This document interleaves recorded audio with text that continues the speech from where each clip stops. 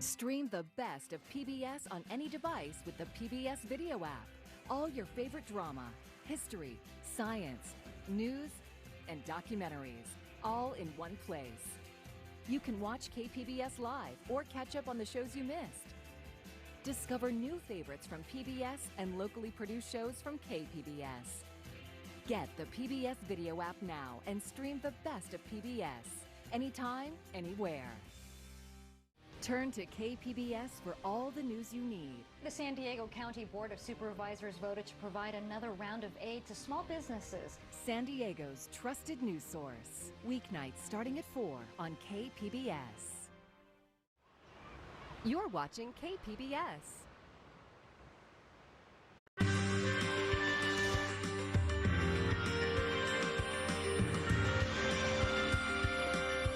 Major funding for KPBS Evening Edition has been made possible in part by Anderson Plumbing, Heating and Air, proud to support the mission of KPBS and privileged to serve San Diego clients. Anderson Plumbing, Heating and Air, helping homeowners maintain drain, heating, and cooling systems since 1978. And by the Conrad Prebys Foundation, Darlene Marcos Shiley, and by the following.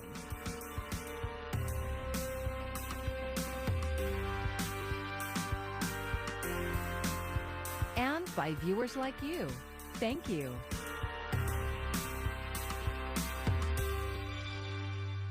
Good evening. It's Thursday, October 7th. Thank you for joining us. I'm Maya Trabulsi. New local developments tonight following that huge oil spill near Huntington Beach. Within the hour, county officials wrapped up a news conference where they announced the county is activating emergency operations now that oil is washing up on our shores. Officials are trying to link it to the spill. KPBS health reporter Matt Hoffman is live in Carlsbad with up-to-the-minute details. Matt.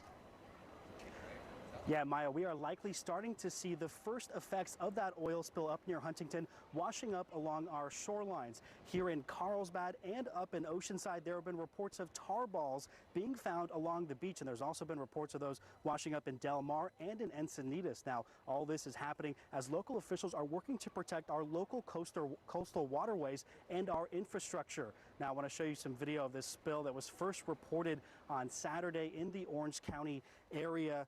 And has closed beaches and waterways from Huntington all the way to Dana Point. County officials are activating their emergency operations center to monitor the oil. As much as 130,000 gallons may have been spilled. And there is a local request in for booms to be deployed. Those are efforts to stop the oil's spread. And some of that has already started happening here. The state is working to protect environmental areas along the North County coast and also at the Carlsbad desalination plant. With some oils hitting our shore, this is all being done out of an abundance of caution right now, but that could be changing soon. If these tar balls are tied back to the oil spill in Orange County, at that point, as a county, we would declare a local state of emergency to better be able to access state and federal funds and continue our efforts in unified command. We are not at that point yet. We're releasing a public health advisory just to make the public aware of the presence of these tar balls. There is no immediate risk to the public health. And as you can see here in Carlsbad, the beaches are still open here. There's no word on any closures, at least for now. County officials say it's likely that these tar balls are from the spill, but even issuing a state of emergency may not close beaches. Those are local decisions, and we'll just have to wait and see.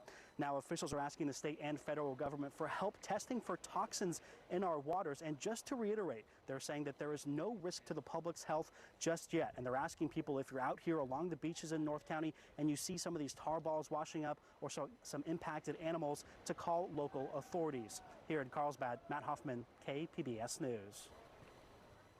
Thanks for that report, Matt. And we have this update. Operations are continuing as normal at the Carlsbad desalination plant. So far, they say they have not detected oil at the site.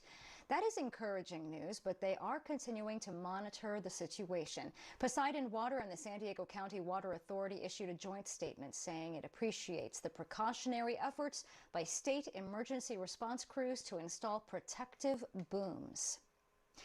Most of the oil is likely going to stay north of San Diego County, but it will impact sensitive habitats in that region. Here's KPBS environment reporter Eric Anderson. The major ecological impact area from the offshore oil spill near the Orange County coast is widely expected to remain between Santa Monica Bay and Dana Point. An estimated 144,000 gallons of oil spilled from a ruptured undersea pipeline this past weekend. Oceana scientist Ben Enticknap says the spill threatens kelp forests, protected marine habitat areas, and even gray whales. They'll be passing through the waters off Southern California, and if the oil is still there, which it's likely to be, that could end up impacting the gray whales. Enticknap says blue whales are also threatened because they forage off the coast of Southern California at this time of year. He says seabirds are at risk too in the affected areas. Eric Anderson, KPBS News. As with most oil spills, the impact can change with the tides. And now investigators are going underwater to determine the true source of that massive spill. Here's reporter Daryl Forges on the latest findings. New video shows a 13-inch tear in this California oil pipeline that caused what's been called a major environmental disaster. Officials say up to 144,000 gallons of crude oil spewed from this line into the Pacific Ocean. The pipeline has essentially been pulled like a bowstring, and so at its widest point is 105 feet away from where it was. So it is kind of in almost a semicircle. A preliminary report indicates the partial tear could have been caused by an anchor that hooked the pipeline. The Coast Guard boarded a German ship that could have played a role in the spill. The company that runs the cargo ship denies the vessel passed over the pipeline and said they are fully cooperating with authorities. This investigation is going to be robust, and we are going to get to the bottom of what happened. Meanwhile, the cleanup continues. It's people in suits and gloves that are picking up oil off the beaches, what we call tar balls and patties, packaging that up so it can be disposed of as hazardous material. Unified Command reports some 4,800 gallons of oil have been recovered so far. The beaches in the area remain closed, impacting some businesses that want this to end soon. It's very quiet. People are kind of just stay away from the beach. It's not as bad as it looks. Yes, it is a disaster, but so far, closing the beach, I think is a little too much. Daryl Forges, KPBS News. And the waters off of Orange County are closed to fishing because of the oil spill. Coming up on Evening Edition, why fishermen say the timing couldn't be worse.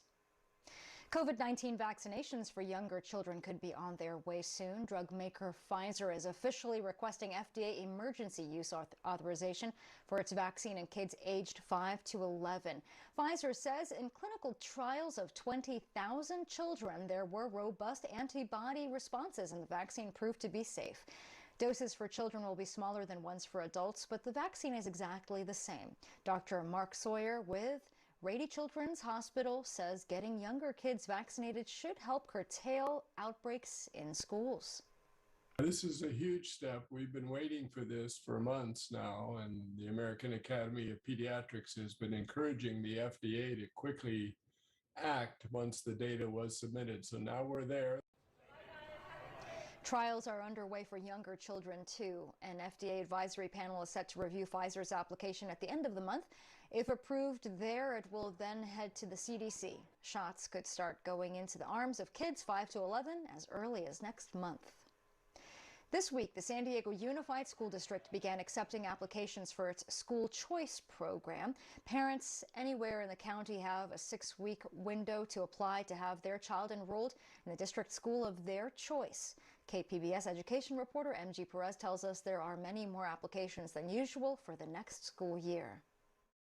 I'd be happy to check and make sure that the number you're calling is the same number that we have for Garfield. This is Information Central for questions, concerns, and even confusion from parents who want to make the choice where their children will attend school starting next fall. They're just a little bit lost, especially if they're new to our district.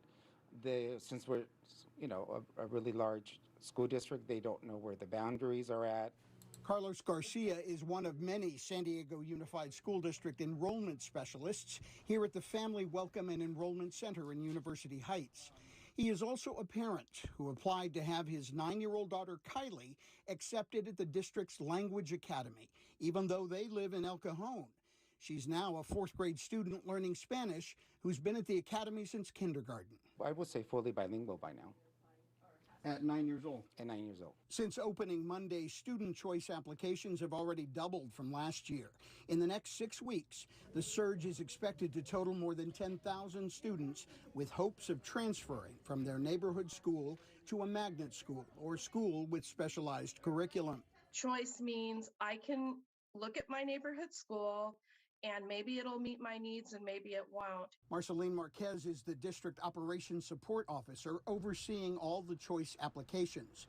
She expects a 20% increase in applications this year because parents are much more invested in their child's education as the COVID pandemic proceeds. It's really about mixing socioeconomic groups and having populations at school sites that are reflective of the population of the school district. School choice enrollment is determined by an electronic lottery system. That'll happen sometime in February, and then parents are notified by email in March. Meanwhile, the push for priority enrollment continues until November 15th. Yvonne Torres moved her daughter Abby and son Jacob from their home schools to choice schools in Point Loma. She says COVID taught her to recognize and adapt to her children's needs. Both of them did well online, but when it was time to go back to school, I sent one and didn't send the other. And really it was just based on who they were and recognizing their needs academically to learn and to socialize. That's a lesson many other parents have learned too. MG Perez, KPBS News. Those seeking jobs with the county will now be required to provide proof of vaccination against COVID-19. Supervisors voted 3-2 on the measure. Supporters favored the safety aspects, while those against questioned the ability to hire the best people because of the requirement. I think it's going to help us. I think it's going to send a message that says we're a place that values trusting your doctor. And given that almost 90% of eligible San Diegans have gotten a vaccine, I think that there are a lot of folks out there that want a good job of purpose and meaning and want to work in a safe environment. We always want to get the best and brightest, the best talented people we can get. And if I don't want a vaccine holding that up, so I do think that it could limit the amount of people, the type of people we could hire. Supervisors Desmond and Joel Anderson voted against the requirement, which could be implemented in the next few days. Friendship Park, which has long served as a bi-national meeting place for families along the U.S.-Mexico border, has been closed by Border Patrol. KPBS reporter Alexandra Rangel has more from local leaders who are advocating for the park's reopening. We need to open Friendship Park. It's more than past time. It is absolutely necessary to open. Congressman Juan Vargas joined Friends of Friendship Park outside of San Diego Sector's Border Patrol headquarters in Chula Vista on Thursday.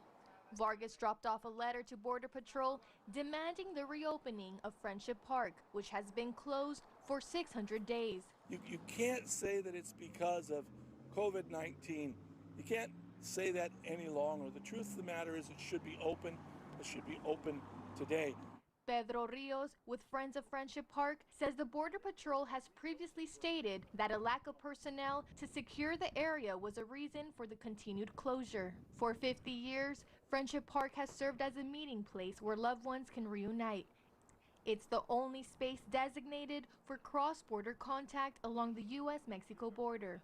Dan Watman, who is also a friend of the park, says families are the ones that are suffering. We really feel like the aspect of friendship and family connection is missing and has been missing for over 600 days now. A la oficina de migración para ver si pueden abrir el muro para que puedan venir a vernos. Azucena Lopez video called her mom to tell her she was at Border Patrol headquarters to ask them to reopen Friendship Park.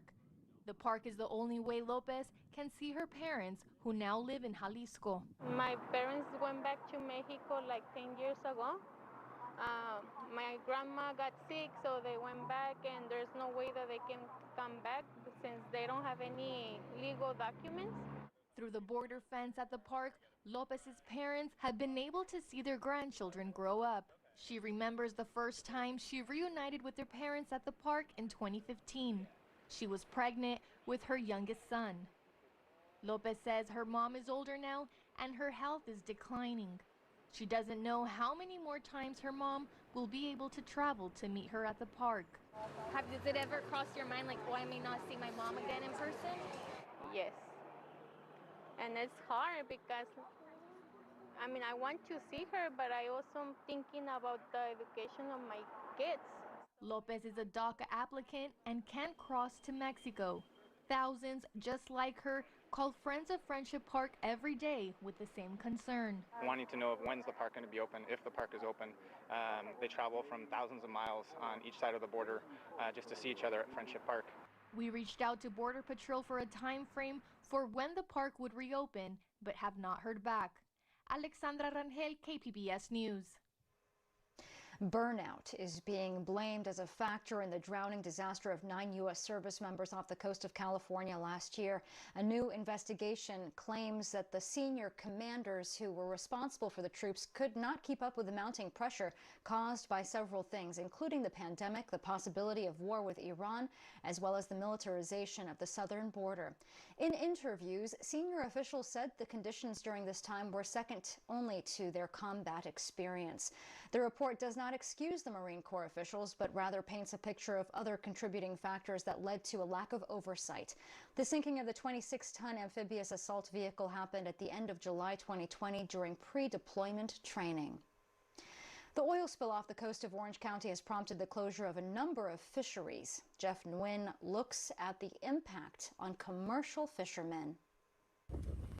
Today, this commercial fishing crew pulled its lobster traps out of the water empty after all fisheries between Sunset Beach and Dana Point are closed because of the Orange County oil spill. It's pointless to even, turn your boat on right now. Commercial fishermen like Seth Dubois are locked inside Dana Point and Newport Beach harbors, where boats cannot enter or exit on what was supposed to be the first day of lobster season. The worst time possible. It affects pretty heavily. Josh Hernandez started fishing a couple of years ago. His future is tied up in slip fees, insurance, and so much more during this crucial time. Well, I got $1,000 worth of bait here. I put $10,000 into the boat, and I've got credit cards, and I've got a 2-year-old at home. The owner of the Linda Faye is leaving his boat docked and going to Oregon for now. He's concerned about a future that may include the stigma of tainted seafood. No one knows right now. There's going to have to be tests made of the lobsters, and it's going to be a long process. In the meantime, Josh Dubois says the spill is already affecting his bottom line. You're looking at thousands and thousands and tens of thousands of dollars for sure for me. I know some of these guys, they got bigger permits, bigger responsibilities.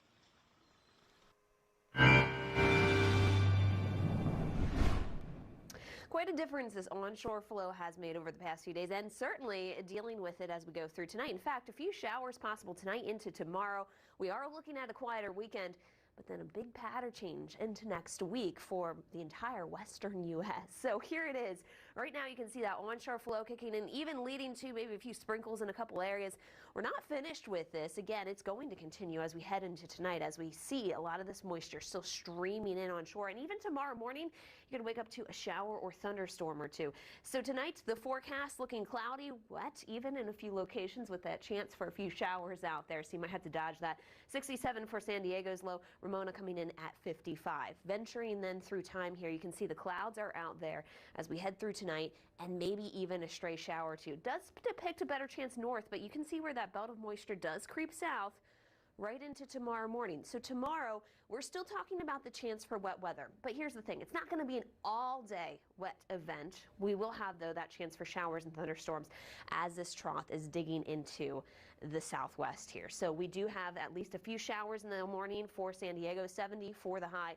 And as you venture even into Borrego Springs, you could pick up that stray shower to 77 for the high. Futurecast does depict some of those extra clouds out there, but by 1 o'clock, we're looking brighter, and we talk about a quiet afternoon then. So the rain chance there predominantly in the morning as we head through tomorrow, and then into early next week. A new storm system diving into the west. We're going to be talking about some very gusty winds coming through here. So that's going to be when the pattern changes towards next week. But for us, again, watching out for some of those showers as we head into tonight through tomorrow morning. Beyond that, then, looking quieter for the weekend with more sunshine for the coast and temperatures in the mid-70s. By the time we get into the weekend for our inland locations, we'll be climbing up to the lower 80s. a milder end to the weekend as opposed to where we started. Again, looking a little wet heading through tomorrow morning. Many locations, including our mountain locations, rain and drizzle to start off there. Temperatures staying through the 50s. And for the desert locations, we'll actually have a cooler trend into next week with that new system coming through. But until then, watching out for some of that wet weather. For KPBS News, I'm AccuWeather meteorologist Melissa Constanzer. Facebook, Instagram under the spotlight once again as a whistleblower continues to raise concerns over allegations that are harmful for young people. More now from reporter Claire Sebastian. It's just like cigarettes. Teenagers don't have good self-regulation. Whistleblower Frances Haugen says she saw how Instagram's algorithm can lead the teenage brain down a negative spiral. They say explicitly, I feel bad when I use Instagram and yet I can't stop. Experts say they've been seeing this for years. You could hit something really exciting, or you could connect with someone in a really positive way that feels great. These things don't happen often, but they could happen at any moment. And this is not unlike a gambler who's playing a slot machine and just plays it over and over because you never know when that next pull is going to hit a jackpot. Studies have shown the part of the brain that controls decision-making and judgment is still developing in teenagers. I want to understand the science of teens' emotional life. Doctor and filmmaker Delaney Rustin says that can make it harder for them to stop doing something, even if it's upsetting. They will have micro emotions that are positive, like get attention, and micro emotions that are negative. Ooh, I feel jealous of that person. The real concern that we have as a society is the teen brain is primed to more likely get absorbed by that negative feeling. It's not just the type of content that can affect the teenage brain, it's the amount of time spent just sitting and scrolling. Remember that adolescence is a time when the brain is not finished developing, right? And it's not actually growing, it's actually shrinking, but it's becoming more efficient. Dr. Paul Weigel says if social media starts to displace other activities, that could leave a permanent mark. If a young person isn't engaging in certain activities sufficiently, whether they be, for example, social activities or developing musical talent or reading, these parts of the brain tend to wither and are destroyed so that they can never really be regained. They say just take your kid's phone away. And the reality is those issues are a lot more complicated than that. Quitting social media in a digital world is not always realistic. Experts say there's a middle ground. I think that social media companies could very realistically put safeguards in place that encourage people to take breaks from social media. Teens tell me over and over that they feel better when they have significant bouts of time off social media. Claire Sebastian, CNN, New York. A new national survey indicates people have seen their incomes rebound, and with that they have money, of course, but also confidence to spend it. As David Louie reports, that has retailers feeling optimistic about the upcoming holiday shopping season. What a difference compared to a year ago. Retailers and shoppers appear to be optimistic about the fast approaching holiday shopping season. Why? The international audit, tax, and consulting firm KPMG says 67% in a new survey say their income has returned or has exceeded pre-pandemic levels. And nearly 1 in 3 plan to shop in stores on Black Friday. That's twice as many as last year. We have a lot of people now saying Black Friday is a little bit of a sport, and I'm looking forward to getting into stores on Black Friday to do some shopping and take home products with me on that day. Online shopping will remain strong, a lingering impact over safety concerns during the pandemic. However, consumers will need to prepare for potential shortages online and in stores due to cargo shipping delays and supply chain issues. For that reason, about 6 in 10 surveyed say they plan to start their holiday shopping this month. What normally would take a couple weeks for us to get, or even a week, have stretched out to about a month or so. Michelle Johnson manages Marriott Chocolates in San Jose's Willow Glen district. Many shops like this are expected to see a rebound from the pandemic downturn as vaccination rates raise confidence in holiday socializing. people are saying they're going to go to holiday parties, they're going to buy more gifts for coworkers. And what that means is they're going to spend more money. KPMG projects consumer spending will increase 7% over last year, with computers, hardware, jewelry, travel, and games leading the way. And the biggest change could be in extending courtesy when shops get crowded. We'll wait at the door. We have a small little shop, and they will wait at the door and let the other customer take care of their needs. Every San Diegan deserves access to a quality park. That's the message from city leaders in their effort to provide more equitable and accessible parks. Today, the ribbon was cut on the new and improved J Street Mini Park in the Stockton neighborhood. The park got a $1.5 million upgrade, which includes landscaping, irrigation, safety features, and play structures. A mom who just bought a home in the neighborhood says she's excited to have somewhere to bring her little girl to play. We need it. We need like a little revival. You know, it's like this is a great neighborhood and there's great people and, you know, hardworking people and the kids here deserve the same things as other places, and it's joyful. So yeah, we're thrilled. This park is representative of my vision for our city's park system. I've said it before and I will say it again. All San Diego residents should have access to quality parks regardless of the neighborhood that they live in.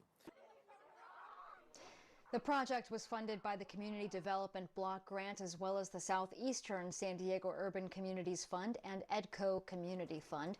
It's all part of the Mayor's Parks for All of Us initiative that puts a priority on improving parks in underserved communities. I'm Judy Woodruff. Tonight on the NewsHour, buying time. Senate leaders strike a deal to raise the federal debt ceiling, avoiding a financial crisis for now. Coming up at 7 after Evening Edition on KPBS. And here's a quick recap of our top story today. San Diego County is activating emergency operations in response to the oil spill near Huntington Beach. Officials say tar balls have been found along the shore in Carlsbad and in Oceanside, and they're working to see if they are linked to the spill. Efforts are underway to protect coastal waters and infrastructure. No closures have been ordered, and officials say there is no threat to public health. You can find tonight's stories on our website, kpbs.org. Thank you for joining us. I'm Maya Trabulsi. Good night.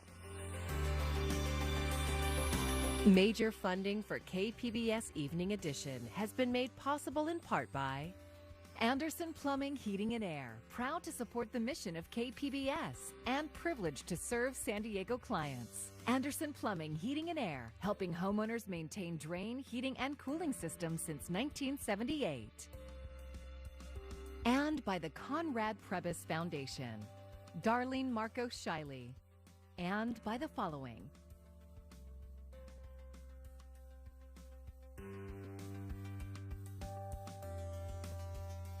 And by viewers like you. Thank you.